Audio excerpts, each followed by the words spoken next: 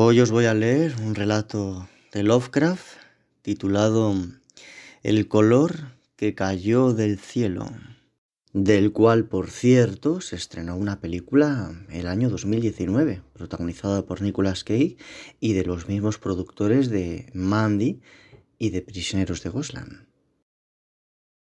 Comienzo. Al oeste de Arkham, las colinas se elevan bruscamente, y hay valles con frondosos bosques que ningún hacha ha talado jamás. Hay oscuras y angostas hoyas allí donde los árboles crecen en fantásticos declives, y donde pequeños riachuelos siguen su curso sin haber gozado nunca del fulgor del sol.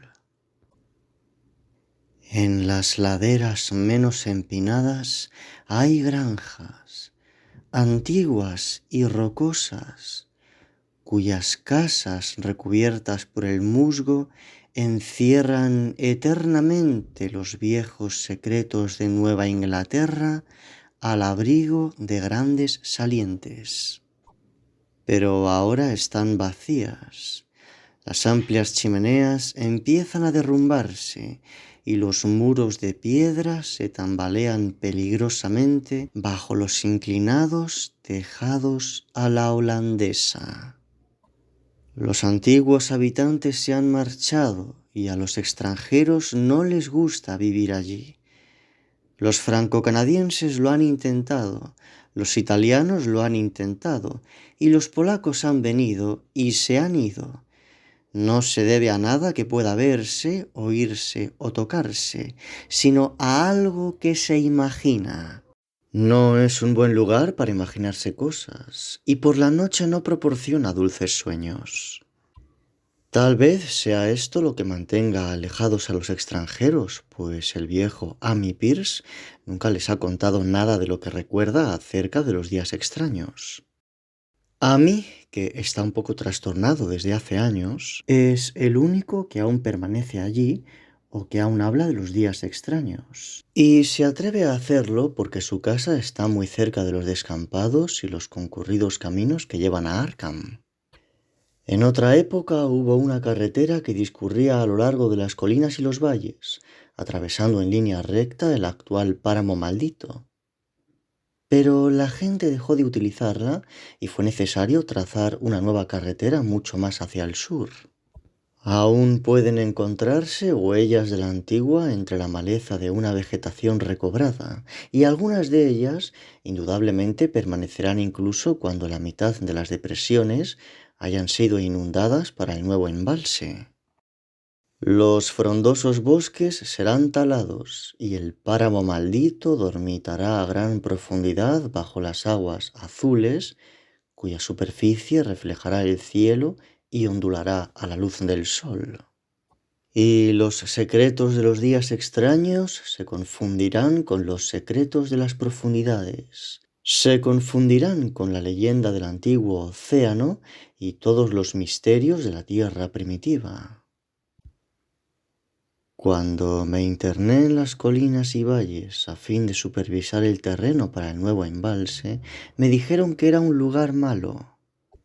Me lo dijeron en Arkham, y como esa antiquísima ciudad está poblada de leyendas de brujerías, pensé que lo malo debía de ser algo que las abuelas habían susurrado a los niños a lo largo de los siglos. El nombre de páramo maldito me parecía muy extraño y teatral, y me pregunté cómo habría entrado a formar parte del folclore de una gente puritana. Después vi con mis propios ojos aquel oscuro laberinto de hoyas y laderas que se extendían hacia el oeste, y dejé de pensar en nada que no fuera su propio misterio. Era por la mañana cuando lo vi, pero las sombras tenían allí su reino. Los árboles crecían con demasiada profusión y sus troncos eran demasiado grandes para cualquier bosque normal de Nueva Inglaterra. Los lúgubres senderos que los atravesaban eran demasiado silenciosos y el suelo resultaba demasiado blando a causa del musgo húmedo y la alfombra de infinitos años de putrefacción. En los descampados, sobre todo a lo largo de la antigua carretera, se veían pequeñas granjas. Algunas tenían todos sus edificios en pie, otras solo uno o dos, y otras únicamente una solitaria chimenea o un sótano en ruinas. Abundaban la maleza y los brezos, y furtivos animales salvajes correteaban entre la vegetación. Por encima de todo reinaba una neblina de inquietud y opresión, un toque de irrealidad y carácter grotesco que parecía confirmar la existencia de algún elemento vital de perspectiva o claroscuro. No me extrañó que nadie deseara establecerse en aquel lugar, pues era una región poco adecuada para dormir tranquilo. Se parecía demasiado a un paisaje de Salvador Rosa. Se parecía demasiado a un escalofriante Vogue de un cuento de terror. Pero nada de todo esto podía compararse al páramo maldito. Lo comprendí en el mismo momento que llegué a él tras recorrer un espacioso valle, pues ningún otro nombre habría podido describir una cosa así, del mismo modo que ninguna otra cosa habría hecho honor a un tal nombre. Era como si el poeta hubiese acuñado la frase al ver esta región en particular. Mientras lo contemplaba, pensé que debía ser el resultado de un incendio, pero ¿por qué no había brotado nunca nada nuevo en aquellos 5 acres de grisácea desolación que se extendía hasta el horizonte como una gran mancha carcomida por un ácido entre los bosques y los campos?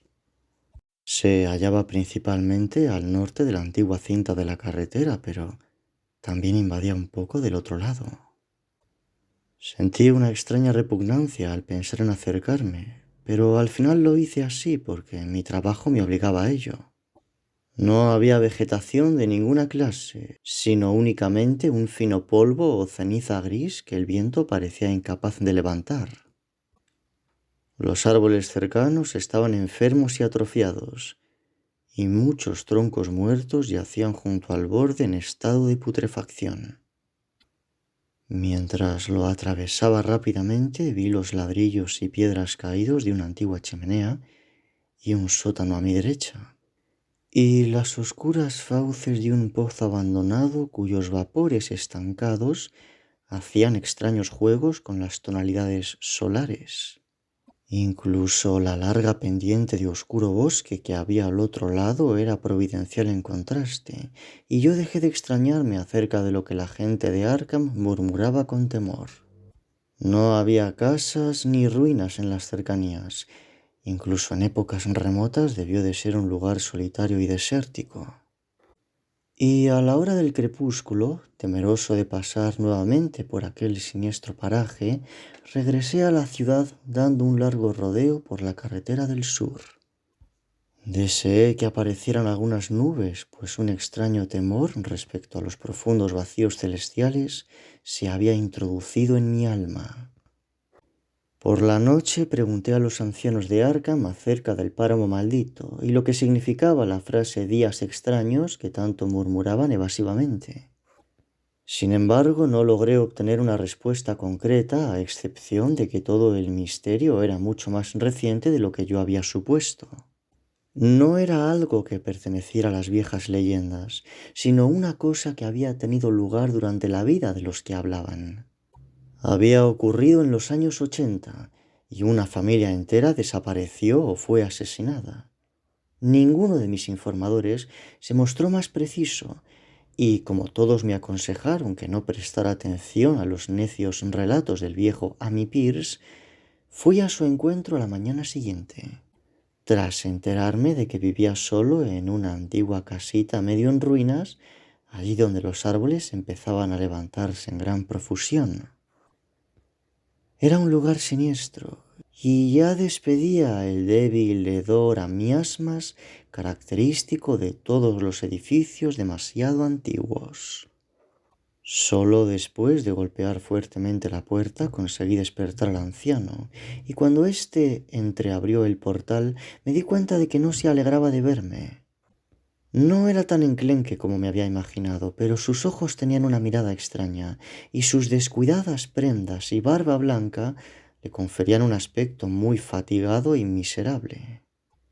Como no sabía cuál era la mejor forma de inducirle a explicar sus relatos, fingí un asunto de negocios. Le hablé de mis inspecciones y le hice algunas preguntas genéricas acerca del distrito.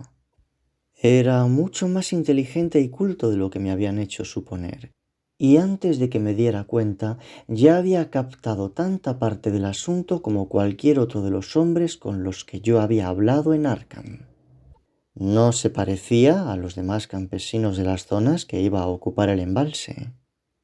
Él no formuló ninguna protesta respecto a los muchos kilómetros de bosque y terreno de cultivo que serían inundados, aunque quizá lo habría hecho si su casa no hubiera estado enclavada fuera de los límites del futuro lago.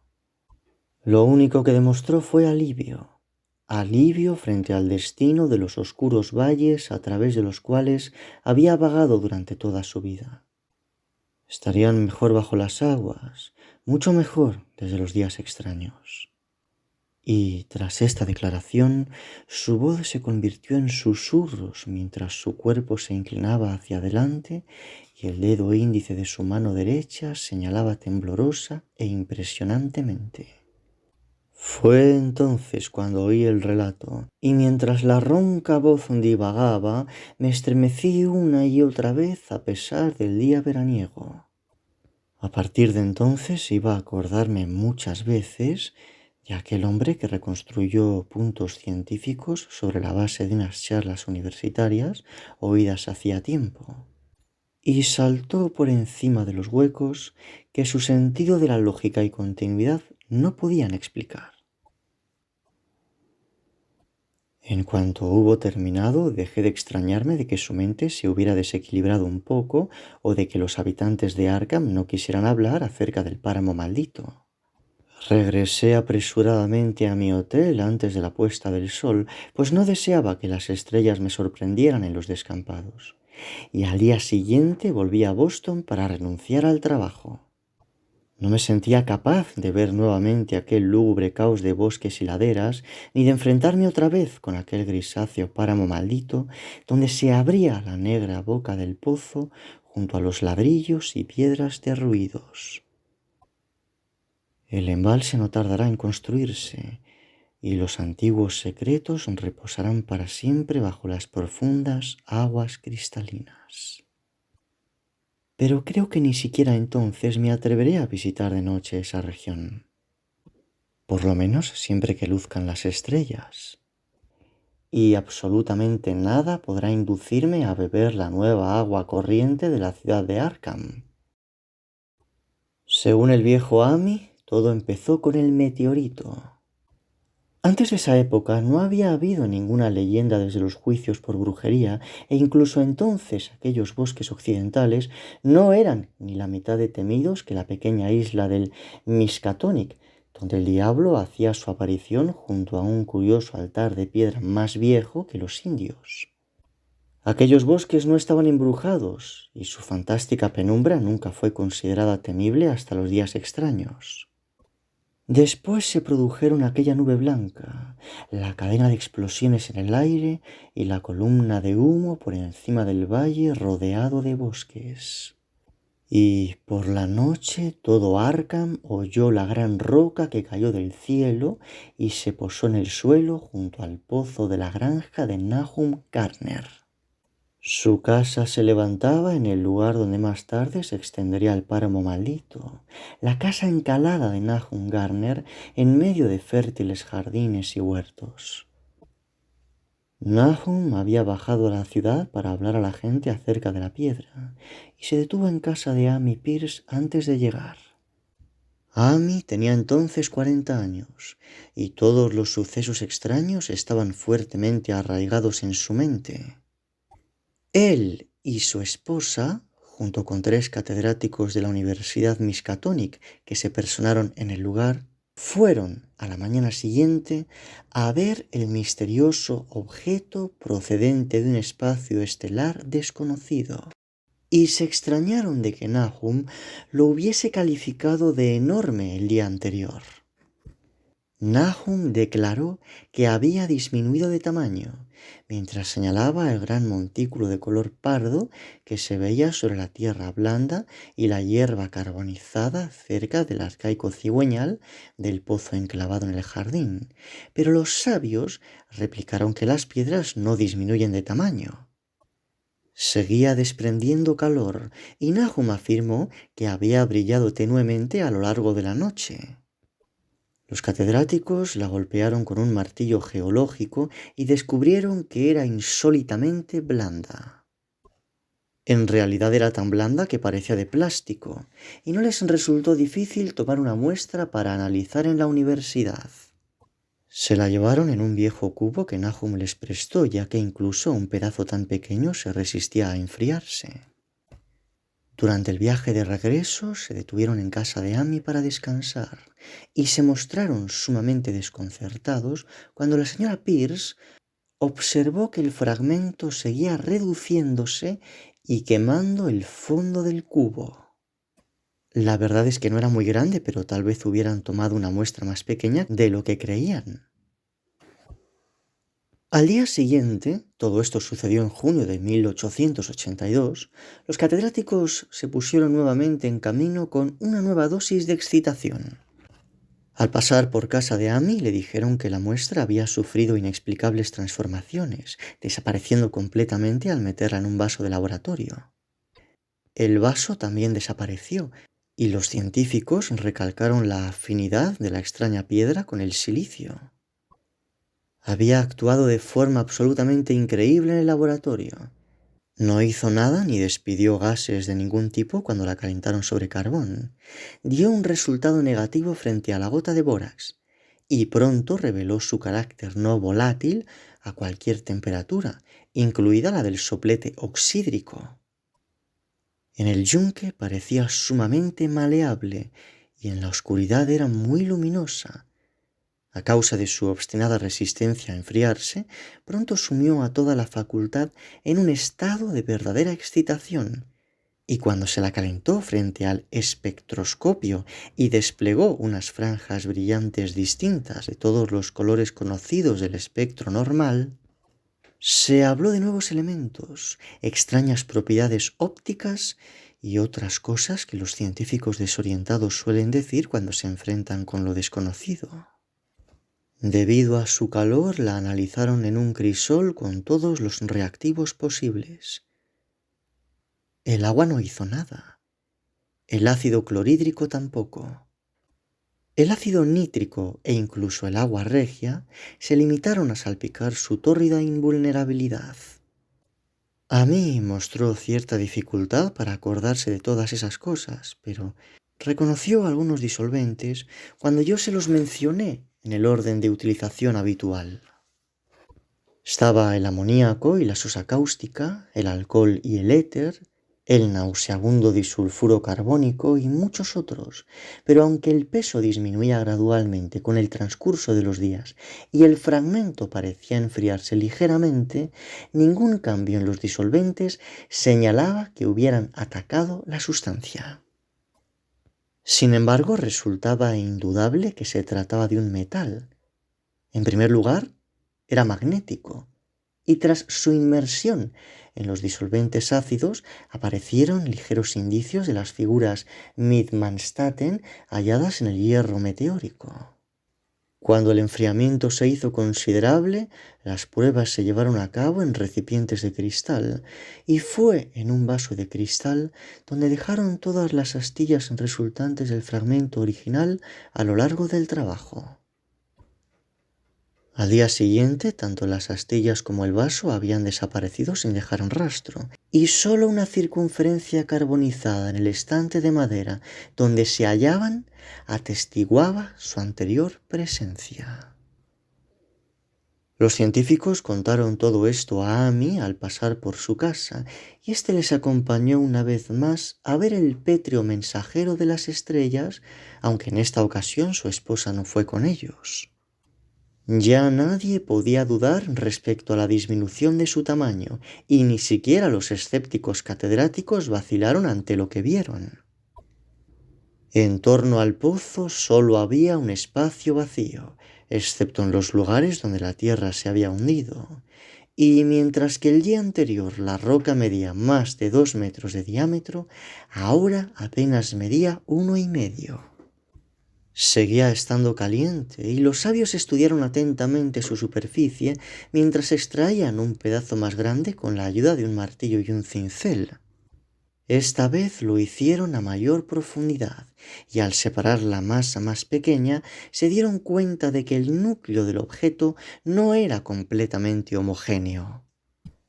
Habían descubierto lo que parecía ser el glóbulo coloreado que se encontraba incrustado en la sustancia. El color, que era semejante a algunas franjas del extraño espectro del meteoro, resultaba casi imposible de describir, y solo fue por analogía que lo calificaron de color. Su textura era brillante, y al golpearlo daba la impresión de ser frágil y hueco. Uno de los científicos le dio un golpe seco con un martillo, y el fragmento crujió ligeramente. No desprendió nada, y todo rastro del objeto se desvaneció con la perforación.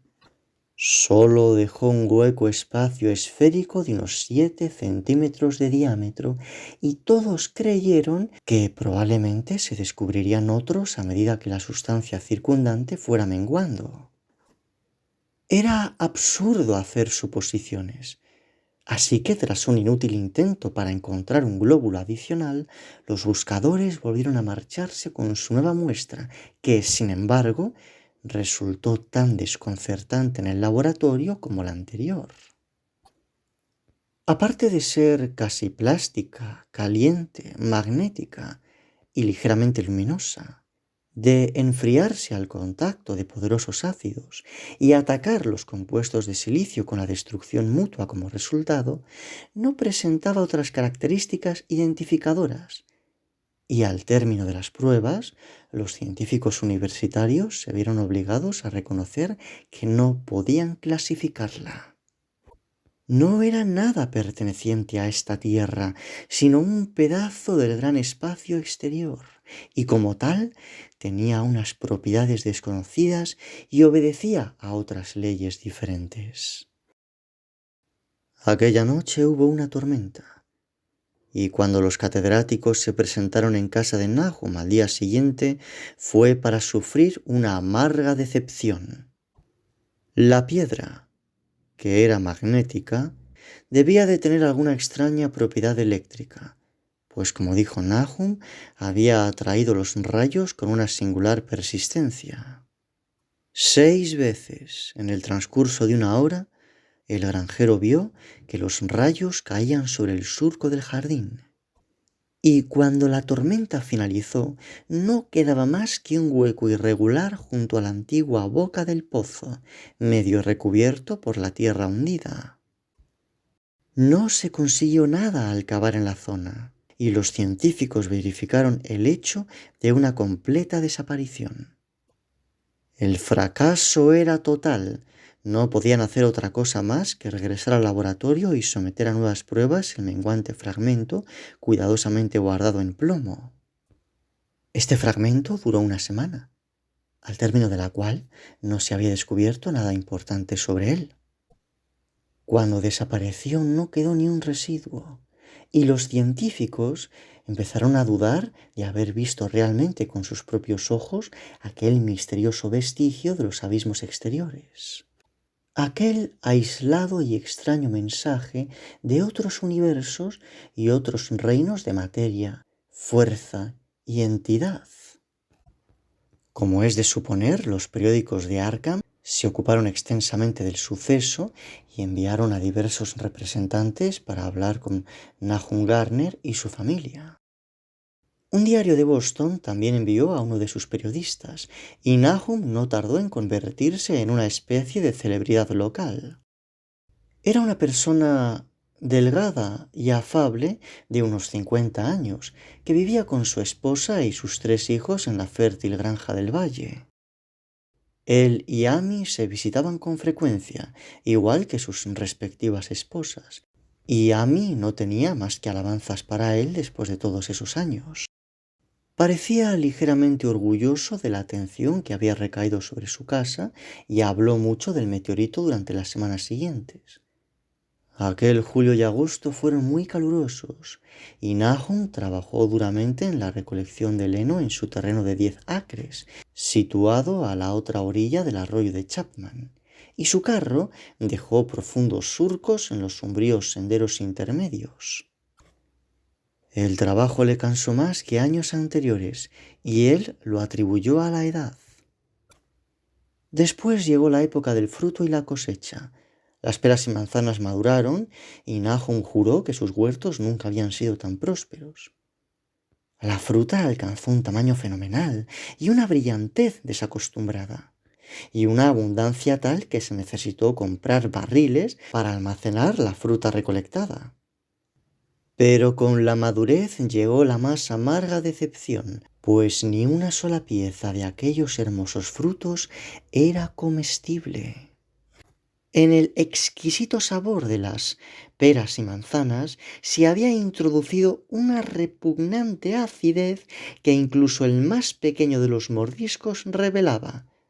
Lo mismo ocurrió con melones y tomates, y Nahum comprobó tristemente que toda su cosecha se había perdido. Relacionando los acontecimientos con rapidez, declaró que el meteorito había envenenado el terreno y dio gracias a Dios de que el resto de las parcelas se encontraran al otro lado de la carretera. El invierno llegó temprano y fue muy frío. Amy veía a Nahum con menos frecuencia de la habitual y observó que empezaba a parecer preocupado. El resto de su familia también parecía haberse vuelto taciturna y muchas veces no acudían a la iglesia ni a los diversos acontecimientos sociales de la región. Nadie sabía a qué atribuir esta reserva y melancolía, aunque toda la familia se quejaba de vez en cuando acerca de su salud y la sensación de una imprecisa inquietud. El propio Nahum declaró que estaba preocupado a causa de unas huellas encontradas en la nieve.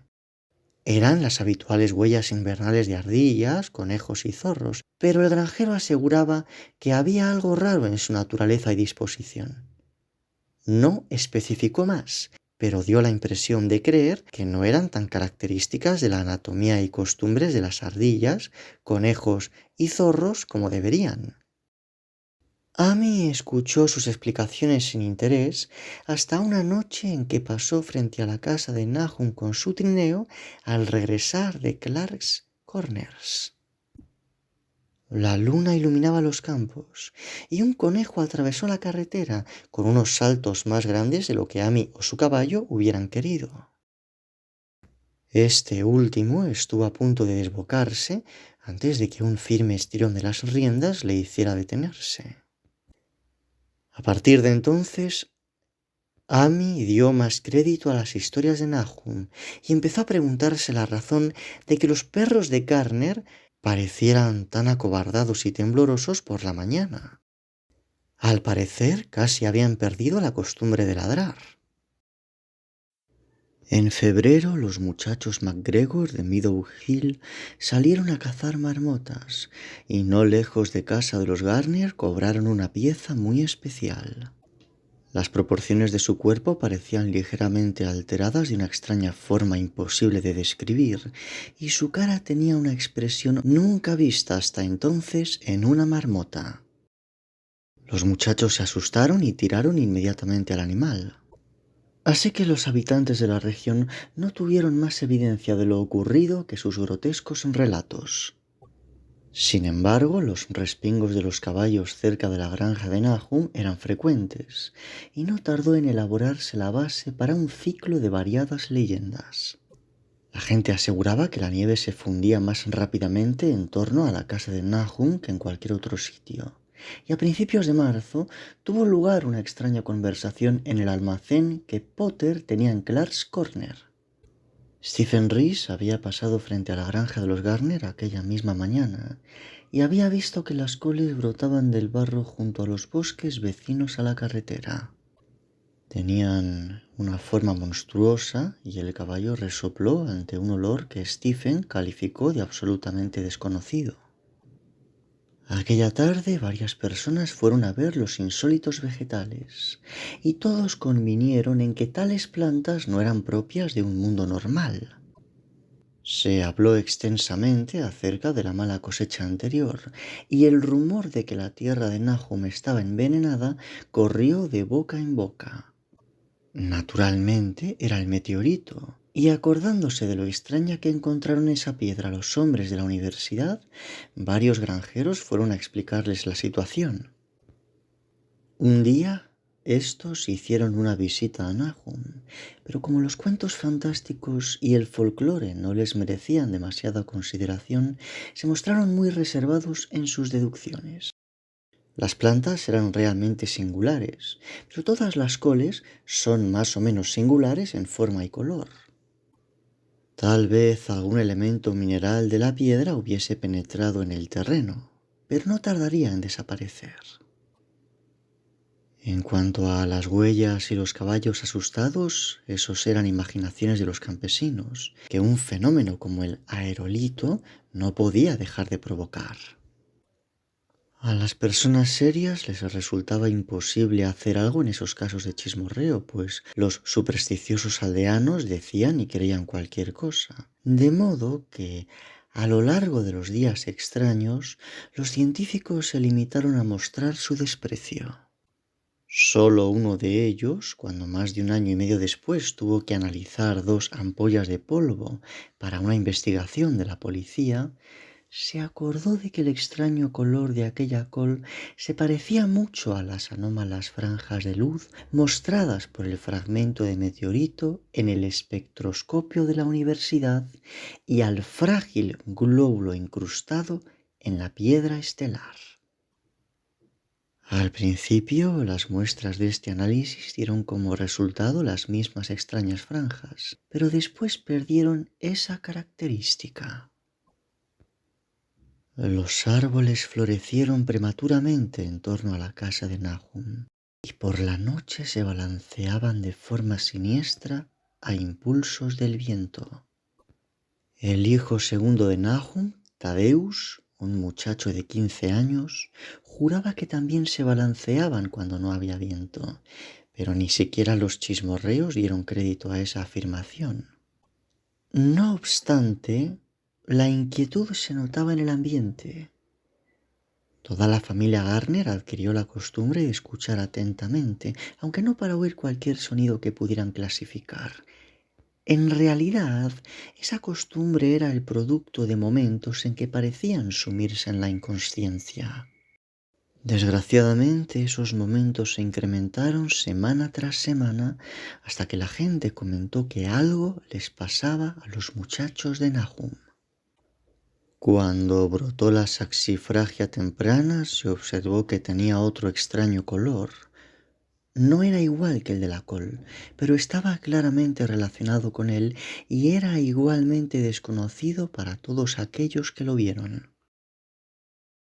Nahum llevó algunas flores a Arkham y se las enseñó al editor de la Gazette, pero ese personaje no hizo más que escribir un artículo humorístico acerca de ellas en el cual los lúgubres temores de los campesinos se ridiculizaban cortésmente. Nahum cometió una gran equivocación al hablar a un imperturbable hombre de ciudad respecto a la forma en que las mariposas se comportaban en relación a esas saxifragias. Abril trajo consigo una especie de locura que afectó a todos los campesinos y se inició el desuso de la carretera que pasaba frente a la casa de Nahum hasta llegar a su completo abandono. Era la vegetación. Todos los árboles frutales dieron frutas de extrañas tonalidades, y en todo el pétreo suelo del patio y el campo adyacente brotó una peculiar clase de matorral que sólo un botánico hubiera relacionado con la flora de la región. No se veía ningún color normal excepto en la hierba y el follaje, ya que en todas partes surgían aquellas tísicas y prismáticas variantes de algún enfermizo tono primario que no se encontraba entre los tintes conocidos de la tierra. Las dicentras se convirtieron en una siniestra amenaza y las sanguinarias llegaron a ser insolentes en su cromática perversión. Amy y los Garner pensaban que todos los colores tenían una especie de familiaridad y llegaron a la conclusión de que recordaban a uno del frágil glóbulo incrustado en el meteorito.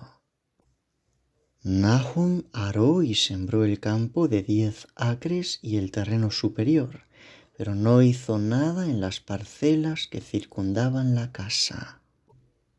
Estaba convencido de que sería inútil y abrigaba la esperanza de que los extraños matorrales veraniegos absorbieran todo el veneno de la tierra.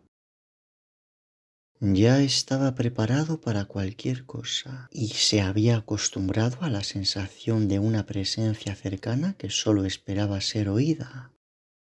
Como es natural, el aislamiento a que le sometieron sus vecinos le afectó mucho, pero aún afectó más a su esposa.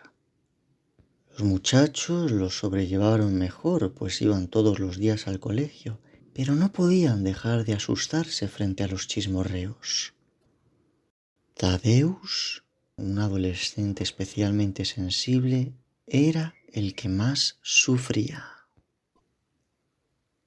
En mayo llegaron los insectos y la granja de Nahum se convirtió en una pesadilla de zumbidos y hormigueos.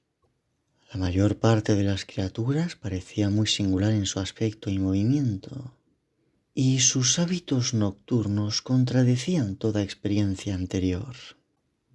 Los Garner empezaron a vigilar de noche, vigilar en todas direcciones por si acaso veían algo, aunque no sabían qué buscaban. Fue entonces cuando todos reconocieron que Tadeusz estaba en lo cierto respecto a los árboles. La señora Garner fue la siguiente en verlo desde la ventana junto a la cual observaba las abultadas ramas de un arce recortado sobre el cielo estrellado. Las ramas se movían y no hacía viento. Debía ser la savia. Las peculiaridades afectaban a todo lo que se hallaba en crecimiento. Sin embargo, no fue nadie perteneciente a la familia de Nahum quien hizo el siguiente descubrimiento. La costumbre los había entorpecido, y lo que ellos vieron fue vislumbrado por un tímido vendedor de molinillos que, procedente de Boston, pasó una noche por allí cerca con su automóvil, ignorante de las leyendas locales. Lo que contó en Arkham apareció en un corto párrafo de la Gazette. Y fue en ese periódico donde todos los granjeros, incluido Nahum, se enteraron de lo sucedido.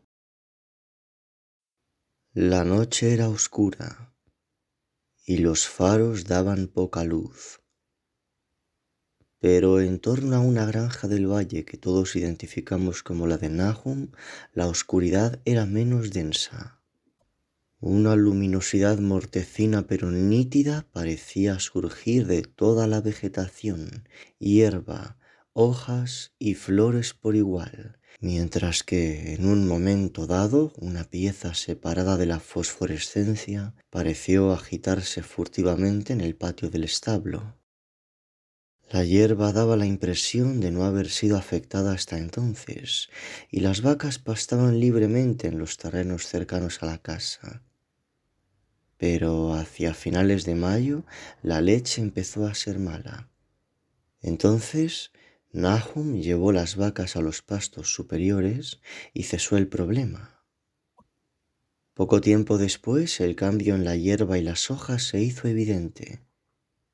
Todo lo que era verde se volvía gris y mostraba una brillantez extremadamente peculiar.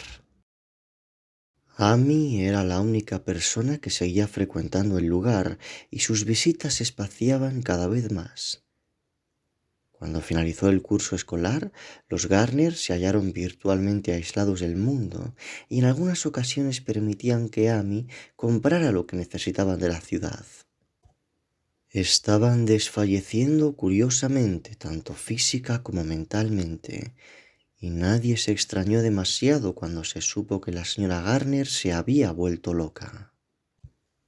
Sucedió en junio, en la misma época que cayó el meteoro, y la pobre mujer empezó a hablar de cosas existentes en el aire que no podía describir. En su delirio no pronunció ni un solo nombre específico, sino únicamente verbos y pronombres.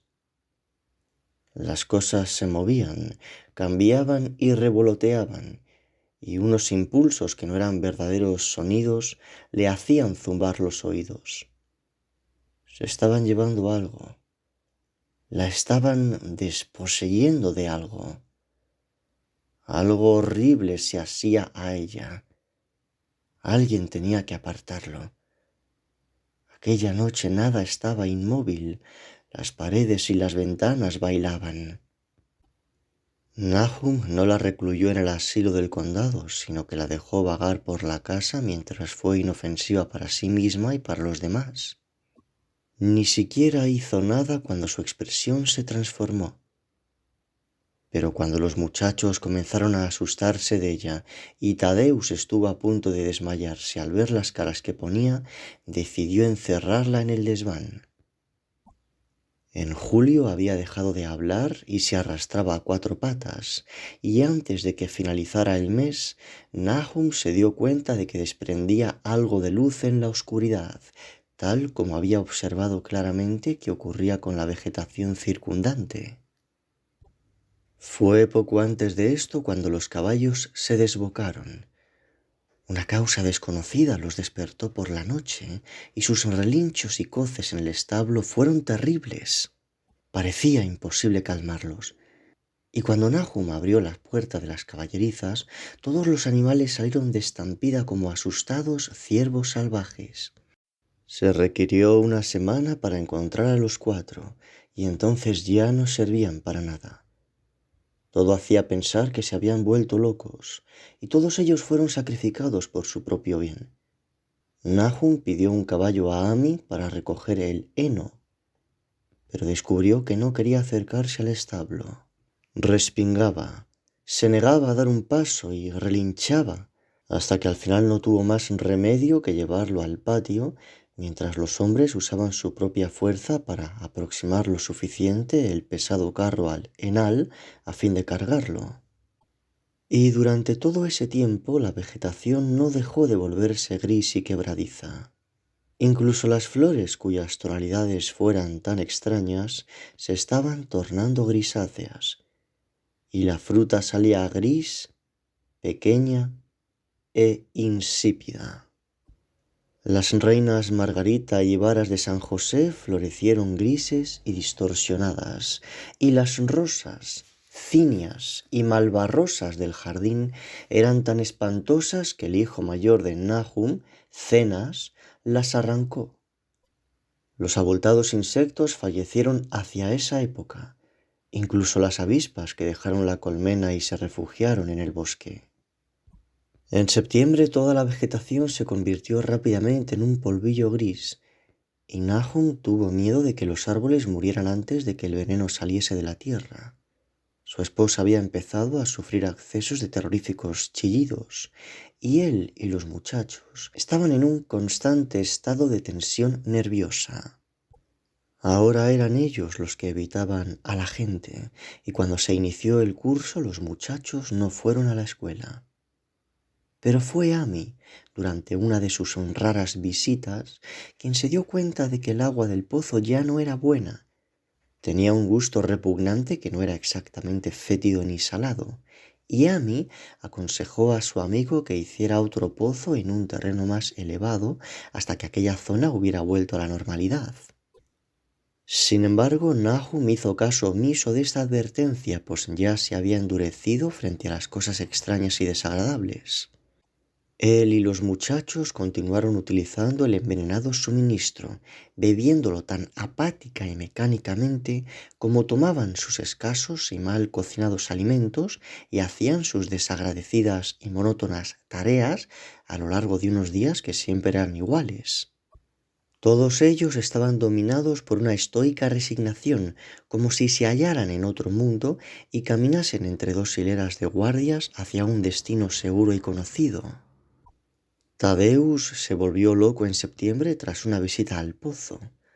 Había ido con un cubo y regresó con las manos vacías, chillando y agitando los brazos, interrumpiéndose de vez en cuando para reírse entre dientes y murmurar algo respecto a los móviles colores de allí abajo. 2 locos en una familia era demasiado, pero Nahum encajó el golpe con valentía. Dejó al muchacho en completa libertad durante una semana hasta que empezó a tropezar y a hacerse daño, y entonces le encerró en una habitación del desván frente a la que ocupaba su madre. La forma en cómo se gritaban mutuamente a través de las puertas cerradas era espantosa, en especial para el pequeño Merwin, que creía oírlos hablar en un terrible idioma que no era de esta tierra. Merwin se estaba volviendo tremendamente imaginativo y su desasosiego empeoró tras recluir al hermano que había sido su mejor compañero de juegos.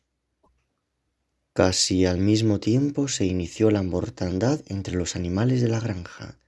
Las aves de corral se volvieron grises y fallecieron muy deprisa, encontrándose su carne muy seca y apestosa al cortarla. Los cerdos se engordaron extraordinariamente y de pronto empezaron a sufrir horribles cambios que nadie pudo comprender. Como es natural, su carne era inservible y Nahum estaba desesperado.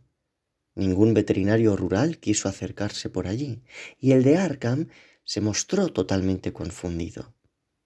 Después, los cerdos se volvieron grises y quebradizos, rompiéndose en pedazos antes de morir, y sus ojos y hocicos experimentaron singulares alteraciones. Era inexplicable, pues nunca se habían alimentado con la vegetación corrompida. A continuación fueron las vacas. Algunas zonas, y a veces todo el cuerpo, se resecaron y comprimieron, y los colapsos o desintegraciones se convirtieron en algo normal. En las últimas etapas, el resultado siempre era la muerte, se volvían grises y quebradizas igual que los cerdos. No podía hablarse de veneno, pues todos los casos ocurrieron en un establo cerrado y aislado. Era imposible que el virus hubiera sido transmitido por el mordisco de algún ave de presa, pues ¿qué animal vivo puede atravesar obstáculos sólidos? Solo podía ser una enfermedad natural. Sin embargo, resultaba difícil imaginarse qué clase de enfermedad era capaz de ocasionar esos resultados. Cuando llegó la época de la cosecha, no quedaba ni un animal con vida en toda la granja, pues el ganado y las aves de corral habían muerto y los perros habían huido. Esos perros, en número de 3, desaparecieron una noche y no volvió a saberse nada más de ellos.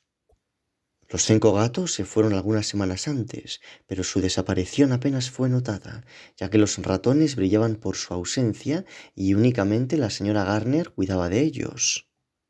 El 19 de octubre, Nahum llegó tambaleándose a casa de Amy con espantosas novedades. El pobre Tadeusz había fallecido en su habitación del desván y la muerte le sobrevino de una forma que no se podía describir. Nahum cavó una tumba en la vallada parcela familiar que había detrás de la granja y allí metió todo lo que encontró. No pudo ser nada procedente del exterior, pues la pequeña ventana de barrotes y la puerta cerrada estaban intactas. Pero las características eran las mismas que se produjeron en el establo. Amy y su esposa consolaron al desesperado padre lo mejor que pudieron, pero se estremecieron sin cesar al hacerlo. El más espantoso terror parecía rodear a los Garner y todo lo que tocaban, y la presencia de uno de ellos en la casa era un aliento de regiones innominadas e innominables. Amy acompañó a Nahum hasta su casa de muy mala gana, e hizo lo que pudo para calmar los histéricos sollozos del pequeño Merwin. Zenas no necesitaba que le calmaran. Últimamente no hacía nada más que mirar a la lejanía y obedecer los mandatos de su padre. Y Amy pensó que su destino era muy misericordioso. Los gritos de Merwin recibían ocasionales contestaciones desde el desván y en respuesta a la interrogadora mirada de Amy, Nahum le dijo que su esposa se debilitaba cada día más. Antes de anochecer, Amy consiguió marcharse, pues ni siquiera la amistad podía hacerle quedar en un lugar donde se iniciaba el débil brillo de la vegetación y los árboles podían balancearse sin viento. Fue una suerte para Amy no ser más imaginativo. A pesar de la situación, su mente no se entregaba a grandes divagaciones. Pero si hubiera sido capaz de relacionar todos los portentos que ocurrían a su alrededor y meditar sobre ellos, se habría convertido en un verdadero maníaco. Regresó apresuradamente a su casa, sintiendo que los chillidos de la loca y el nervioso niño resonaban horriblemente en sus oídos. 3 días después, Nahum irrumpió en la cocina de Amy a primeras horas de la mañana y, en ausencia del dueño de la casa, volvió a relatar una desesperada historia, mientras la señora Pierce le escuchaba con creciente terror. Esta vez se trataba del pequeño Merwin. Había desaparecido. Había salido a altas horas de la noche con una linterna y un cubo para buscar agua, y no había regresado. Hacía días que estaba muy nervioso y apenas se daba cuenta de lo que le rodeaba. Gritaba por cualquier cosa. Entonces se oyó un chillido espantoso procedente del patio, pero antes de que el padre llegara a la puerta, el muchacho había desaparecido. No se veía la luz de la linterna que llevara consigo y ni rastro del niño. En aquel momento, Nahum creyó que la linterna y el cubo también se habían desvanecido, pero cuando amaneció, el hombre regresó de su búsqueda nocturna por bosques y campos y encontró algunas cosas muy raras cerca del pozo. Había una masa de hierro machacada y aparentemente fundida que era la linterna, así como un asa retorcida y unas anillas de hierro dobladas junto a ella, ambas cosas casi derretidas, que hacían pensar en los restos del cubo. Eso fue todo. Nahum era incapaz de coordinar ideas. La señora Pierce no tenía imaginación. Y Amy, cuando llegó a casa y escuchó el relato, no pudo hacer suposiciones de ninguna clase. Merwin había desaparecido y habría sido inútil decírselo a la gente de la comarca, que ya esquivaba a los Garner. También habría sido inútil decírselo a la gente de Arkham, que se reía de todo. Tad se había ido y ahora Merwin también. Había algo que no dejaba de acecharles y esperaba ser visto y oído. Nahum no tardaría en desaparecer a su vez y quería que Amy cuidara a su esposa y Zenas si éstos sobrevivían. Todo aquello tenía que ser un juicio de alguna clase, aunque no podía imaginarse su objeto, ya que él siempre había seguido los caminos que marcaba el Señor o lo había intentado. Amy no supo nada de Nahum durante más de 2 semanas, y entonces, preocupado por lo que podía haber sucedido, se sobrepuso a sus temores e hizo una visita a la granja de los Garner. De la gran chimenea no salía nada de humo, y por un momento el visitante temió lo peor. El aspecto general de la casa era horrible. Grisácea hierba y hojas secas en el suelo, enredaderas que se desprendían de muros y gabletes, y enormes árboles desnudos que se alzaban hacia el gris cielo de noviembre con una estudiada malevolencia que Amy no pudo dejar de atribuir a un sutil cambio en la inclinación de las ramas. Pero después de todo, Nahum estaba vivo. Se hallaba muy débil, acostado en un diván situado en la cocina, pero perfectamente consciente y capaz de dar sencillas órdenes a Zenas. En la habitación hacía un frío de muerte, y al ver que Amy se estremecía, el dueño de la casa pidió a Cenas que fuera a buscar más leña. Leña era justamente lo que se necesitaba, pues el cavernoso solar estaba apagado y vacío, con una nube de hollín danzando por los aires a impulsos del viento helado que bajaba por la chimenea. Al cabo de poco rato, Nahum le preguntó si la leña adicional había contribuido a calentarle, y Annie se dio cuenta de lo que pasaba. La cuerda más fuerte había terminado rompiéndose y la mente del desventurado granjero estaba acorazada contra más penas. Tras interrogarle con muchísimo tacto, Amy no consiguió averiguar dónde se encontraba Cenas. En el pozo, vive en el pozo, era todo lo que el desequilibrado padre contestaba. Entonces, una súbita idea cruzó por la mente del visitante y varió la línea del interrogatorio para centrarlo en la esposa loca. —¿Navi? ¡Si está aquí! Fue la sorprendida respuesta del pobre Nahum, y Amy no tardó en comprender que debería buscar por sí solo. Dejando al inofensivo charlatán en el sofá, cogió las llaves que colgaban de un clavo junto a la puerta y subió las crujientes escaleras del desván. Allí arriba había un ambiente sofocante y malsano y no se oía ningún ruido. De las 4 puertas visibles, solo una estaba cerrada con llave. Y fue en la cerradura de esta última donde introdujo consecutivamente las diversas llaves de la anilla que había cogido. La tercera resultó ser la correcta, y Amy abrió la baja puerta blanca. El interior estaba completamente a oscuras, pues la ventana era pequeña y las toscas barras de madera no dejaban pasar la luz, de modo que Amy no vio nada en el suelo de anchos tablones. El hedor era irresistible, y antes de seguir adelante tuvo que retroceder hasta otra habitación y volver con los pulmones llenos de aire respirable. Al entrar vio algo oscuro en un rincón, y al distinguirlo más claramente no pudo reprimir un grito. Mientras gritaba le pareció que una nube momentánea envolvía la ventana, y un segundo después se sintió en el centro de una horrible corriente de vapor. Extraños colores danzaron ante sus ojos, y si el horror presente no le hubiera atontado, habría pensado en el glóbulo del meteoro que destrozó el martillo del geólogo y en la morbosa vegetación que brotó en primavera. Pero solo pensó en la espantosa monstruosidad que se hallaba frente a él y que evidentemente había compartido el aterrador destino del joven Tadeus y los animales domésticos. Sin embargo, lo más horrible era que la criatura seguía moviéndose muy lenta y perceptiblemente mientras continuaba desintegrándose. Amy no me proporcionó detalles acerca de la escena, pero la figura del rincón no reaparece en su historia como un objeto móvil. Hay cosas que no pueden mencionarse, y lo que se hace por compasión puede ser cruelmente juzgado por la ley.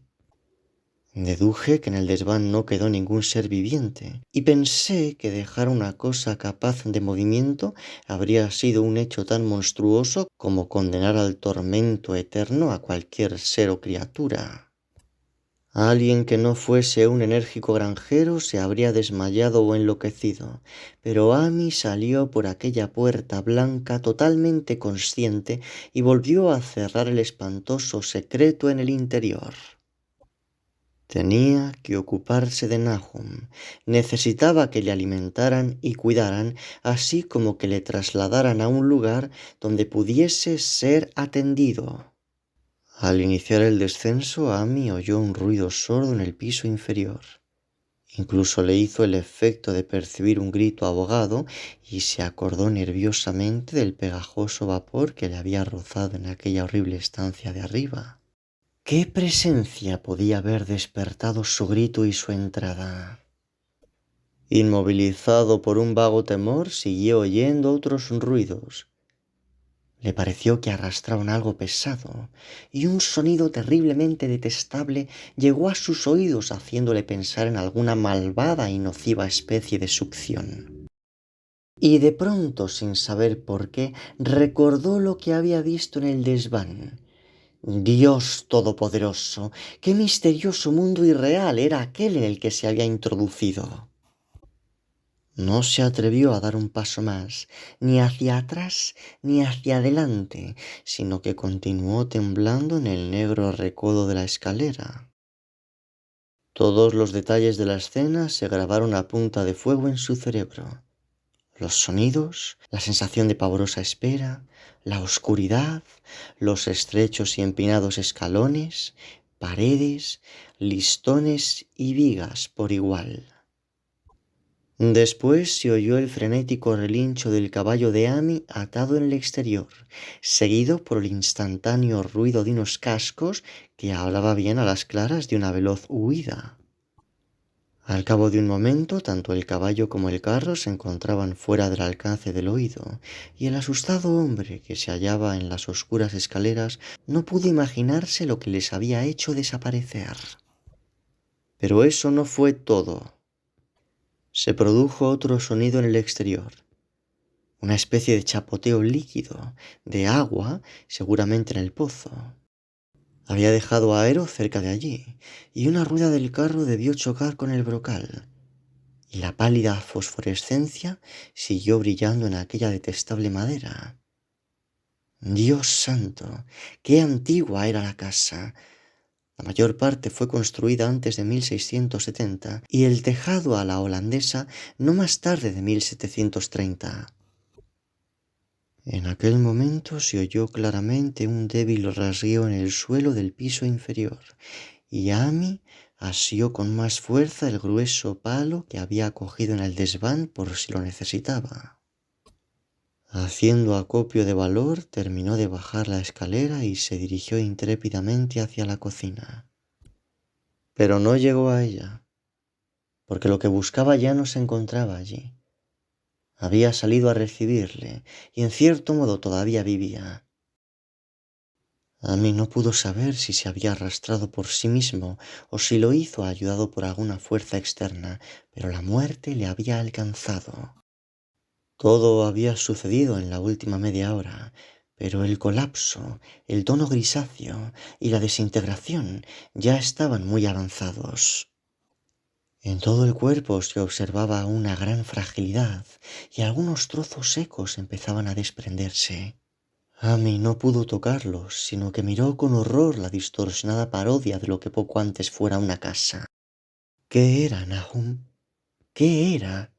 Susurró, y los agrietados labios solo pudieron articular una última respuesta. Nada. El color quema, frío y húmedo, pero quema. Vivía en el pozo. Yo lo vi. Una especie de humo, como las flores la última primavera. El pozo brillaba por la noche. Taz, Merwin y Cenas, todo vivo, chupando la vida de todo en esa piedra. Debió venir en esa piedra, invadió la zona, no sé lo que quiere. La cosa redonda que los de la universidad extrajeron de la piedra. La machacaron. Era del mismo color, igual como las flores y plantas. Debía haber más. Semillas, semillas. Atacaron a Cenas. Era un muchacho fuerte, lleno de vida. Te debilita la mente y después se te lleva, te abrasa en el agua del pozo. Tenías razón, agua mala. Cenas no volverá jamás del pozo, no puede escaparse. Te absorbe. Tú te diste cuenta de que estaba corrompida. Yo lo comprendí cuando Cenas fue atacado. ¿Dónde está Navi? Amy. Me falla la cabeza. No sé desde cuándo no le doy comida. La atrapará si no tenemos cuidado. Solo un color. Ella tiene la cara de ese color algunas noches y abrasa y chupa. Viene de algún sitio donde las cosas no son como aquí. Uno de los científicos lo dijo. Tenía razón. Ten cuidado, Amy. Seguirá actuando. Te chupa la vida. Pero eso fue todo. Lo que había hablado no pudo seguir haciéndolo porque se había desintegrado completamente. Amy cubrió lo que quedaba con un mantel a cuadros rojos y salió por la puerta trasera. Trepó la ladera que pasaba por el campo de 10 acres y llegó a su casa por la carretera del norte y el bosque. No pudo acercarse al pozo del que habían huido los caballos. Lo había mirado desde la ventana y había visto que no fallaba ninguna pieza en el brocal, así que el carro no chocó contra nada. El chapoteo debió de ser ocasionado por otra cosa, algo que se lanzó al pozo después de atacar al pobre Nahum. Cuando Amy llegó a su casa, los caballos y el carro ya se encontraban allí, y su esposa se hallaba en un estado de ansiedad indescriptible. Después de tranquilizarla sin darle explicaciones, partió enseguida hacia Arkham y notificó a las autoridades que la familia de Garner ya no existía. No les facilitó ningún detalle, sino que se limitó a comunicar el fallecimiento de Nahum y Navi, ya que el de Thaddeus se conocía con antelación, y mencionó que la causa parecía ser la misma extraña enfermedad que había matado a los animales. También declaró que Merwin y Zenas habían desaparecido. Le sometieron a un escrupuloso interrogatorio y al final Amy se vio obligado a acompañar a 3 oficiales a la granja de los Garner, así como al pesquisidor, al forense y el veterinario que había tratado a los animales enfermos. Fue en contra de su voluntad, pues ya era tarde y tenía miedo de que la noche le sorprendiera en aquel lugar maldito. Pero el hecho de llevar a tanta gente con él le proporcionó algo de alivio. Los 6 hombres se instalaron en un vehículo de la policía y siguieron a la camioneta de Amy hasta llegar a la granja hacia las 4 de la tarde. A pesar de lo acostumbrados que estaban los oficiales a toda clase de experiencias, ninguno permaneció impasible ante lo que se encontró en el desván y debajo del mantel a cuadros rojos en el piso inferior. El aspecto general de la granja con su grisácea desolación ya era bastante horrible. Pero aquellos 2 objetos desintegrados sobrepasaban todos los límites. Nadie fue capaz de mirarlos largo rato, e incluso el forense admitió que había muy poco que examinar. Naturalmente era posible analizar algunas muestras, de modo que se ocupó de obtenerlas, y de ahí se desprende que, en el laboratorio de la universidad a donde fueron llevados los 2 frascos de polvo, tuviera lugar una consecuencia muy desconcertante. Bajo el espectroscopio, ambas muestras dieron como resultado un espectro desconocido, en el cual muchas de las extrañas franjas eran exactamente iguales a las del meteoro estudiado el año anterior. La propiedad de emisión de dicho espectro se desvaneció al cabo de un mes, a partir del cual el polvo consistió principalmente en fosfatos y carbonatos alcalinos. Amy no habría hablado a los hombres acerca del pozo si se hubiera imaginado que harían algo en aquel mismo lugar y momento. Empezaba a ponerse el sol, y estaba impaciente por marcharse, pero no pudo dejar de mirar nerviosamente hacia el brocal de piedra. Y cuando un detective le interrogó, admitió que Nahum temía que allí abajo hubiera algo, hasta tal punto que ni siquiera se le había ocurrido buscar a Merwin o Zenas en sus profundidades.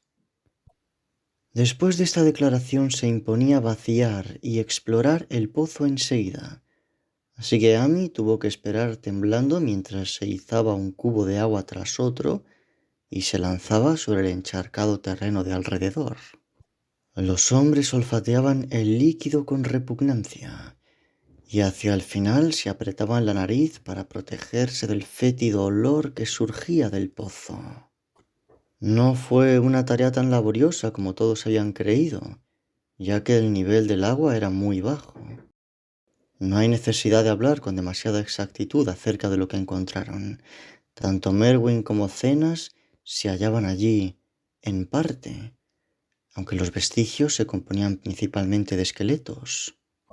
También había un ciervo pequeño y un perro grande en casi el mismo estado, así como cierto número de huesos de animales pequeños. El barro del fondo parecía inexplicablemente poroso y burbujeante, y un hombre, que descendió por las agarraderas con una larga vara, vio que podía hundir toda la lanza de madera en el limo del suelo sin tropezar con ningún obstáculo sólido. Se había puesto el sol y fue necesario ir a buscar linternas a la casa. Después, cuando se aseguraron de que no descubrirían nada más en el interior del pozo, todo el mundo entró en la casa y conferenció en la antigua sala de estar, mientras la luz intermitente de una media luna espectral bailaba lánguidamente sobre la grisácea desolación externa. Los hombres estaban realmente desconcertados por todo el caso, y no lograron hallar ningún elemento común que resultara convincente para relacionar el peculiar estado de los vegetales, la desconocida enfermedad de los animales domésticos y los seres humanos, y las inexplicables muertes de Merwin y Cenas en el pozo contaminado. Es cierto que habían oído los chismorreos de la comarca, pero no podían creer que hubiera ocurrido algo contrario a la ley natural. Indudablemente el meteoro había envenenado la tierra, pero la enfermedad de personas y animales que no habían comido nada procedente de aquella tierra era otra cuestión. ¿Acaso se debía al agua del pozo? Era muy posible. Sería una buena idea analizarla. Pero qué extraña locura había hecho saltar al pozo a ambos muchachos. Sus acciones parecían muy semejantes y los fragmentos demostraban que habían sufrido la misma muerte gris y quebradiza. ¿Por qué estaba todo tan gris y quebradizo? Fue el detective, sentado cerca de la ventana que daba al patio, quien se fijó en la luminosidad que había en torno al pozo. Ya era noche cerrada, y todos los detestables alrededores resplandecían a causa de algo más que los rayos de la luna. Pero esta luminosidad era algo definido y preciso, y parecía surgir del negro agujero como un rayo de linterna, produciendo mortecinos reflejos en los pequeños charcos formados por el agua extraída del pozo. Tenía un color muy extraño, y mientras los hombres se arremolinaban en torno a la ventana, Amy sufrió un violento sobresalto. Aquel peculiar fulgor de horrible miasma poseía una tonalidad que no le era desconocida. Ya había visto aquel color en otra ocasión, y no se atrevía a pensar en lo que podía significar. Lo había visto en el frágil glóbulo del aerolito hacía 2 veranos.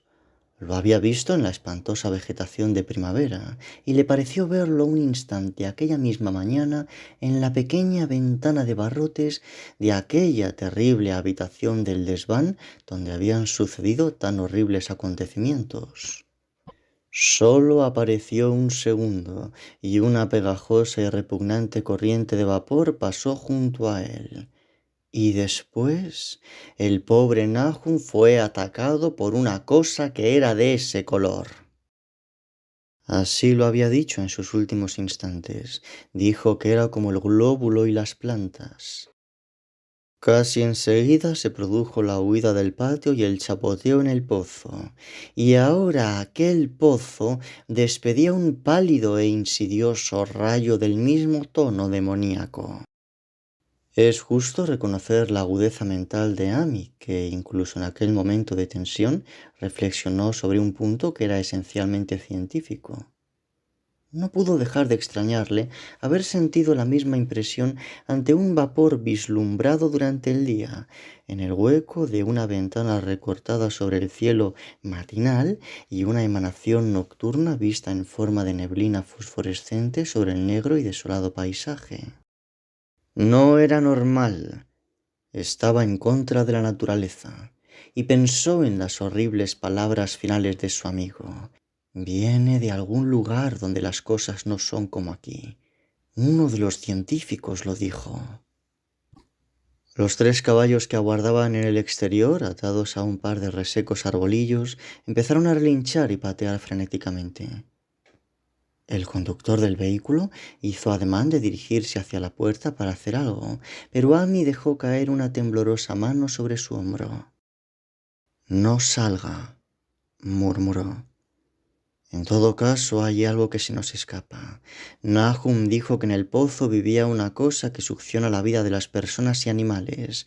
Dijo que debía de ser algo originado por una bola redonda, como la que todos vimos en la piedra meteórica que cayó en junio del año pasado. Succiona y abrasa, según sus palabras, y no es más que una nube de color parecido a esa luz que ahora vemos ahí fuera y que no sabemos qué es. Nahum creía que se alimentaba de todos los seres vivos y se fortalecía cada vez más. Dijo que la había visto esta semana pasada. Debe de ser algo procedente del cielo, tal como los de la universidad dijeron que era la piedra meteórica del año pasado. Su constitución y acciones no pertenecen al mundo de Dios, es algo procedente del más allá. Así que el hombre se detuvo, indeciso, mientras la luz del pozo aumentaba en intensidad y los caballos atados pateaban y relinchaban con creciente furor. Fue un momento verdaderamente espantoso, con el terror que producía la misma casa antigua y maldita, 4 monstruosas pilas de fragmentos, 2 de la casa y 2 del pozo, en el cobertizo posterior, y aquel rayo de desconocida y malsana iridiscencia procedente de las cenagosas profundidades en la parte anterior. Amy detuvo al conductor por instinto, olvidando el perfecto estado en que se hallaba después del pegajoso contacto con aquel vapor coloreado en la habitación del desván, pero quizá fuera una suerte que lo hiciera así. Nadie sabrá jamás lo que aquella noche pudo haber sucedido, y aunque la blasfemia del más allá nunca había atacado a un ser humano que no tuviera la mente debilitada, es imposible predecir lo que habría hecho en aquel último momento, con su fuerza aparentemente acrecentada y los especiales signos que pronto desplegaría bajo el cielo seminublado donde brillaba la luna. Casi inmediatamente uno de los detectives estacionado junto a la ventana lanzó una exclamación ahogada. Los otros le miraron y se apresuraron a seguir la dirección de su propia mirada hasta el punto que había atraído súbitamente su interés. No hubo necesidad de palabras. Lo que se había discutido en los chismorreos de la comarca dejó de ser discutible. Y a causa de lo que todos los componentes del grupo decidieron en susurros poco después, no se habla jamás de los días extraños en Arkham. Es necesario aclarar que a esa hora de la noche no había viento. Este se levantó un rato después, pero entonces no soplaba absolutamente nada. Incluso las puntas resecas de las hierbas que quedaban, grises y marchitas, y los flecos de la lona que cubría el vehículo de la policía estaban inmóviles. Y, sin embargo, en medio de esa calma tensa e impía, las desnudas ramas altas de todos los árboles del patio estaban moviéndose. Se retorcían morbosa y espasmódicamente, alzándose con epiléptica y convulsiva locura hacia las nubes iluminadas por la luna. Rasgaban imponentemente el malsano aire como agitadas por alguna incorpórea relación con los horrores subterráneos que se debatían bajo las negras raíces. Todos los presentes contuvieron la respiración durante varios segundos. Después, una nube más densa que las demás ocultó momentáneamente la luna y la silueta de las ramas se borró por un instante. Entonces hubo un grito general, ahogado por el horror, pero ronco y casi idéntico. El terror no se había desvanecido junto con la silueta, y en un horrible instante de mayor oscuridad, los observadores vieron retorcerse en la parte alta de los árboles un millar de diminutos puntos característicos por una débil y profana radiación, que rozaban cada una de las ramas como el fuego de San Telmo o las llamas que coronaron a los apóstoles en Pentecostés. Era una monstruosa constelación de luz sobrenatural, como un enjambre de luciérnagas que bailaran diabólicas zarabandas sobre un pantano maldito. Y su color era la misma horrible intrusión que Amy había llegado a reconocer y temer.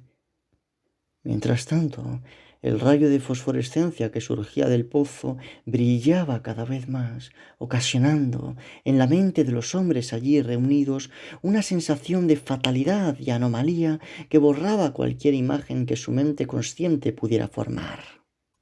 Ya no sólo brillaba, salía, y mientras el informe rayo de extraño color abandonaba el pozo, parecía elevarse directamente hacia el cielo. El veterinario se estremeció y fue a la puerta para colocar a través de ella una pesada barra adicional. Amy no se estremeció menos y tuvo que limitarse a señalar cuando, incapaz de hablar, se fijó en la creciente luminosidad de los árboles. Los relinchos y patadas de los caballos se habían convertido en algo espantoso, pero ni una sola de las personas que se hallaban en la casa se habría aventurado a salir ni por todo el oro del mundo. El fulgor de los árboles se incrementaba por momentos, y sus agitadas ramas parecían adoptar una posición cada vez más vertical. La madera del cigüeñal del pozo brillaba, y uno de los policías señaló rígidamente hacia unos cobertizos y colmenas de madera que había cerca de la pared de piedra del lado occidental. También empezaban a brillar, aunque por el momento los vehículos de los visitantes no parecían afectados. Después se produjo una gran conmoción en la carretera, y mientras Amy apagaba la lámpara para ver mejor lo que sucedía en el exterior, se dieron cuenta de que la pareja de tordos había roto sus ataduras y huido con el vehículo. La impresión sirvió para desatar la lengua a los presentes, y se intercambiaron asombrados susurros. «Se extiende hasta todos los objetos orgánicos de los alrededores», musitó el forense. Nadie contestó, pero el hombre que había bajado al pozo insinuó la posibilidad de que su larga estaca hubiese agitado algo intangible. «Era horroroso», añadió. «No había fondo, solo barro y burbujas, y la sensación de que allí abajo se escondía alguna cosa». El caballo de Amy continuaba pateando y relinchando en la carretera, y ahogó parcialmente las trémulas palabras de su dueño cuando éste expresó en murmullos sus imprecisas reflexiones. «Procede de aquella piedra, creció a partir de ella, se ha lanzado sobre todos los seres vivientes, se ha alimentado de ellos, de su mente y de su cuerpo, Taz, Merwin, Cenas y Navi. Nahum ha sido el último. Todos ellos bebían esa agua, se fortaleció en ellos. Viene del más allá, donde las cosas no son como aquí. Ahora regresa a su punto de origen». En este momento, a medida que la columna de indefinible color aumentaba súbitamente de intensidad y empezaba a ondularse en fantásticas sugerencias, de forma que todos los espectadores describirían más tarde de distinta manera un sonido que ningún hombre ha oído articular a un caballo, ni antes ni después de entonces, se escapó de la garganta de Ero.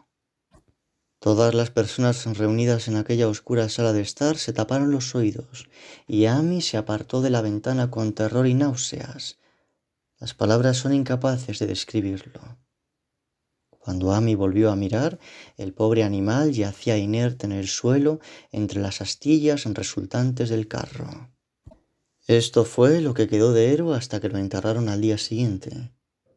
Pero en aquel instante no había tiempo para lamentaciones, pues casi inmediatamente un lúgubre silencio les llamó la atención sobre algo terrible en la misma estancia donde se encontraban. En ausencia de la luz artificial, era evidente que una ligera fosforescencia había empezado a invadir toda la habitación. Brillaba en el suelo de anchos tablones y el fragmento de raída alfombra, y relucían tenuemente en el marco de las ventanas. Subía y bajaba por todos los rincones, resplandecía sobre los estantes y la repisa de la chimenea e infestaba las puertas y muebles. Aumentaba de intensidad a cada momento y al fin se impuso la conveniencia de que todos los seres vivos abandonaran aquella casa. Amy les precedió hasta la puerta trasera y el sendero que conducía a la parcela de 10 acres. Caminaron a trompicones como en un sueño, y no se atrevieron a mirar atrás hasta que se encontraron a considerable distancia. Se alegraron de que existiera aquel camino, pues no habrían podido ir por la parte delantera a causa del pozo. Ya era bastante horrible pasar junto al reluciente establo y los cobertizos, así como los brillantes árboles frutales de retorcida silueta. Pero tuvieron la suerte de que las ramas se elevaran hacia el cielo. La luna se escondió detrás de unas nubes muy densas cuando ellos atravesaban el tosco puente que cruzaba el arroyo de Chapman, y desde allí hasta los descampados tuvieron que avanzar a ciegas. Cuando volvieron la mirada hacia el valle y la lejana casa de los Garner, vieron un espantoso panorama.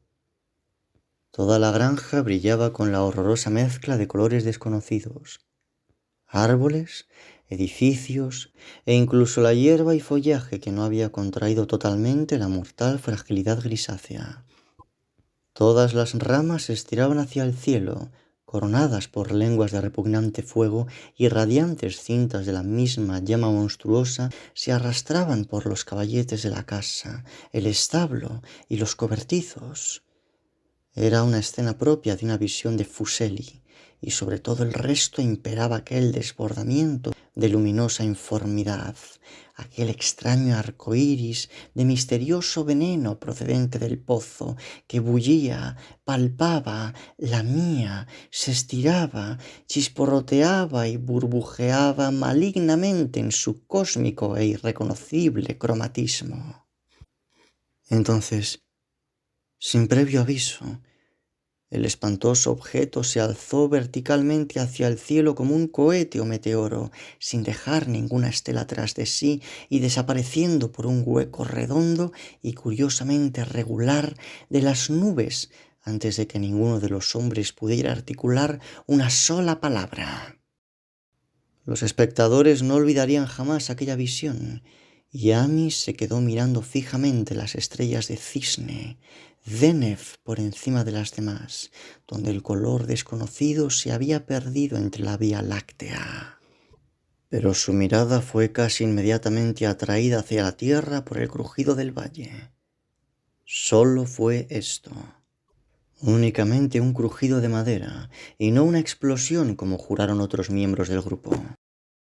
Sin embargo, el resultado fue el mismo, pues en un febril instante caleidoscópico, un cataclismo de sobrenaturales chispas y sustancia brillantemente eruptivo se alzó sobre aquella granja maldita, velando la mirada de los pocos que lo vieron y enviando al cénit un chaparrón de fragmentos coloreados y fantásticos desconocidos en nuestro universo. Siguieron al gran monstruo que se había desvanecido entre densos vapores, y al cabo de un segundo se desvanecieron a su vez. Debajo solo había una oscuridad a la que los hombres no osaron regresar, y un viento cada vez más fuerte que parecía descender en negras ráfagas del espacio interestelar. Aullaba y silbaba, azotaba la campiña y distorsionaba los bosques. De modo que el tembloroso grupo pronto se dio cuenta de que sería inútil esperar que la luna mostrara lo que quedaba en la propiedad de Nahum. Demasiado atemorizados para formular teoría alguna, los 7 hombres volvieron a Arkham por la carretera del norte. Amy estaba más impresionado que sus compañeros y les rogó que le acompañaran a su casa, en vez de seguir hasta la ciudad sin detenerse. No quería atravesar solo los oscuros bosques azotados por el viento que conducían a su hogar. Él había sufrido una impresión que los demás no experimentaron y estaba marcado para siempre por un resto de temor que ni siquiera se atrevió a mencionar durante los años siguientes. Mientras los demás espectadores habían vuelto impasiblemente la cabeza hacia el camino, Amy miró un instante el negro valle de desolación que hasta hacía tan pocas horas había amparado a su desventurado amigo, y había visto que algo se levantaba débilmente en aquel lejano lugar maldito, cayendo nuevamente en el sitio de donde el gran horror informe se había alzado hasta el cielo. Solo era un color, pero no un color de nuestra tierra o los cielos. Y como Amy reconoció ese color y comprendió que este último residuo seguiría escondido en el pozo, no volvió a estar completamente bien desde aquel momento. Amy no volvería a acercarse jamás al lugar. Ya han transcurrido 44 años desde que el horror tuvo lugar, pero desde entonces nunca ha estado allí, y se alegrará de que el nuevo embalse lo inunde. Y yo también me alegraré, pues no me gustó el cambio de color que experimentó la luz del sol en torno al brocal de aquel pozo abandonado que divisé al pasar. Confío en que el agua sea siempre muy profunda, pero de todos modos nunca la beberé. No creo que regrese jamás a la comarca de Arkham. 3 de los hombres que estuvieron con Amy volvieron a la mañana siguiente para ver las ruinas con luz de día, pero no eran verdaderas ruinas. Solo los ladrillos de la chimenea, las piedras del sótano, algunos montones de objetos metálicos y minerales y el borde de aquel nefasto pozo. A excepción del caballo muerto de Amy, que remolcaron a otro sitio y enterraron, y el carro que le devolvieron poco después, todo lo que anteriormente estaba vivo había desaparecido. 5 acres de polvoriento desierto gris fue todo lo que quedó, y desde entonces no ha brotado nada en el terreno. Este se extiende bajo el sol implacable como una gran mancha carcomida por un ácido en los bosques y campos, y los pocos que se han atrevido a mirarlo, a pesar de los cuentos rurales, lo han llamado el páramo maldito. Los cuentos rurales son extraños. Podrían ser incluso más extraños si los hombres de la ciudad y los químicos universitarios analizaran el agua de ese pozo en desuso o el polvo gris que ningún viento parece capaz de dispersar. Los botánicos también deberían estudiar la flora atrofiada que hay en los alrededores de ese lugar, pues ello derramaría un poco de luz sobre la creencia popular de que la plaga se está extendiendo poco a poco, tal vez 2 centímetros al año. La gente dice que el color de los pastos vecinos no es normal en primavera y que extrañas criaturas dejan singulares huellas en la blanda nieve invernal. La nieve nunca parece tan abundante en el páramo maldito como en cualquier otro lugar. Los caballos, los pocos que quedan en esta época motorizada, se vuelven inquietos en el silencioso valle, y ningún cazador puede lograr que su perro se acerque a la mancha de polvo grisáceo. También dicen que las influencias mentales son numerosas. Hubo gran cantidad de personas que perdieron la razón después de la muerte de Nahum y nunca la recobraron. Los habitantes más decididos abandonaron la comarca y solo los extranjeros trataron de vivir en las viejas casuchas semiderruidas. Sin embargo, no pudieron quedarse, y a veces no puedo dejar de preguntarme qué clase de perspicacia superior a la nuestra les han conferido sus misteriosos relatos de magia. Afirman que sus sueños nocturnos son horribles en aquella grotesca zona. Indudablemente el solo aspecto del oscuro reino es bastante para excitar la imaginación. Ningún viajero se ha escapado de la extraña sensación que provocan esos profundos barrancos, y los artistas se estremecen mientras pintan unos frondosos bosques cuyo misterio pertenece tanto al espíritu como a la vista. Yo mismo me sorprendo de la sensación que experimenté después de mi solitario paseo antes de que Amy me confiara su relato.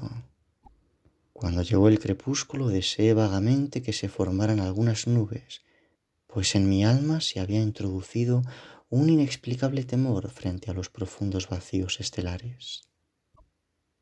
No me pregunten lo que opino, no lo sé, eso es todo.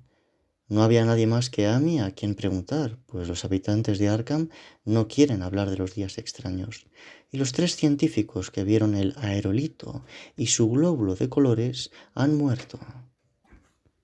Había otros glóbulos, estén seguros. Uno de ellos debió de alimentarse y huir, y probablemente hubo otro que no tuvo tiempo de hacerlo. Sin duda continúa en las profundidades del pozo. Estoy convencido de que había algo anormal en la luz del sol que vi sobre el brocal. Los campesinos dicen que la plaga avanza 2 centímetros al año, así que incluso ahora es posible que haya una especie de desarrollo o alimentación. pero cualquiera que sea la demoníaca semilla que allí se esconde, tiene que ser frenada antes de que se extienda más. ¿Acaso está vinculada a las raíces de esos árboles que desgarran el aire? Uno de los relatos que circulan por Arkham habla de unos grandes robles que brillan y se mueven de una forma muy extraña por la noche. Solo Dios sabe lo que es. En términos de materia, me imagino que las cosas descritas por Amy se llamarían gas, pero este gas obedecía a unas leyes que no eran de este mundo. No era el fruto de los mundos y soles que relucen en los telescopios y placas fotográficas de nuestros observatorios. No era el aliento de los cielos cuyos movimientos y dimensiones conocen nuestros astrónomos. Solo era un color procedente del espacio, un temible mensajero de deformes reinos infinitos más allá de toda la naturaleza que conocemos. De reinos cuya mera existencia aturde el cerebro y nos entumece con los negros abismos extracósmicos que revela ante nuestros desorbitados ojos. Dudo mucho que Amy me mintiera intencionadamente, y no creo que su relato fuese una consecuencia de la locura, tal como me advirtió la gente de la ciudad. Aquel meteoro llevó algo terrible a las colinas y los valles, y algo terrible, aunque no sé en qué proporción, permanece todavía. Me alegraré de ver subir las aguas. Mientras tanto, espero que no le suceda nada a Amy. Vio demasiado, y la influencia del objeto era demasiado insidiosa. ¿Por qué no ha sido capaz de decidirse a huir? Recordaba con toda claridad las últimas palabras de Nahum. No se puede escapar, te absorbe. Tú te diste cuenta de que estaba corrompida. Amy es un hombre esencialmente bueno. Cuando los constructores del embalse inicien el trabajo, escribiré al ingeniero jefe para que le vigile de cerca. Odio pensar en él como en un monstruo gris, retorcido y quebradizo, que se repite en mis sueños con frecuencia cada vez mayor.